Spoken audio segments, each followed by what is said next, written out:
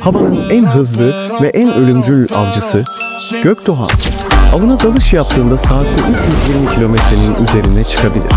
Bazı bilimsel ölçümlerde ise yaklaşık 389 kilometre hıza ulaştığı kaydedilmiştir. Bu inanılmaz hızını sivri kanatları, aerodinamik vücudu ve katladığı kanatları sayesinde elde eder. Avını gökyüzünde büyük bir isabetle yakalayan gökdoğan, bu yüzden doğanın en etkili hava avcılarından biri olarak kabul edilir. Bunu biliyor muydun? Yorumlara yaz ve her gün yeni hayvan gerçekleri için abone ol.